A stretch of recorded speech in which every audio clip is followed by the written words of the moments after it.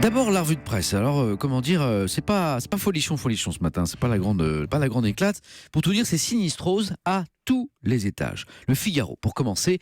Hausse des taux, la France dans le piège de la dette. Les taux d'intérêt, en effet, repartent à la hausse partout dans le monde depuis l'élection de Donald Trump, notamment en France, où les taux des emprunts d'État se sont nettement tendus ces dernières semaines. Les marchés s'inquiètent des déboires de François Fillon et de la montée en puissance dans notre pays de Marine Le Pen. Et le problème, c'est que cette hausse des taux va coûter très cher à la France qui ne parvient pas à enrayer ses déficits, son endettement. Le Figaro renvoie ce matin la gauche et la droite d'ailleurs dos à dos, coupables d'un laxisme budgétaire qui fait peser sur notre pays la menace d'une véritable cessation de paiement. J'évoquais à l'instant l'inquiétude des marchés à propos de la montée en puissance de Marine Le Pen dans cette campagne. Pour elle, tout va bien. Ça, c'est la une ce matin du Parisien. Le Pen a-t-elle une chance de remporter la présidentielle ?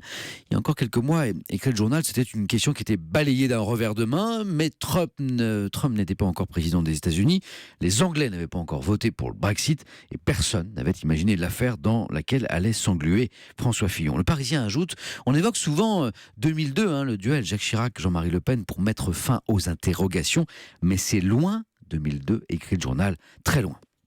Et puis sur Marine Le Pen, il y a aussi cette tribune d'Alain Duhamel ce matin dans Libération, lui aussi très inquiet.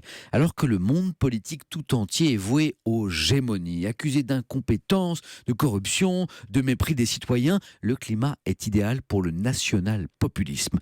Et oui, si personne n'est digne de respect, pourquoi ne pas tenter, un pacte avec le diable, ne pas essayer l'aventure ? Marine Le Pen incarne le pari absolu, le plongeon dans le vide.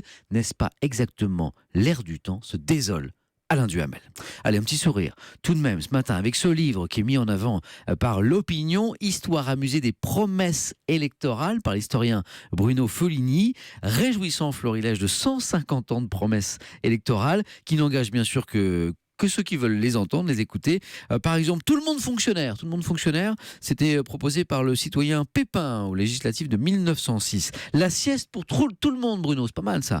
Promesse de Maurice Mercante, candidat à la présidentielle de 81, ou encore la création d'un ministère des affaires pas propres, promesse de Coluche, cette fois toujours en 1981, ministère des affaires pas propres, furieusement d'actualité, hélas toujours en 2017, diront certains.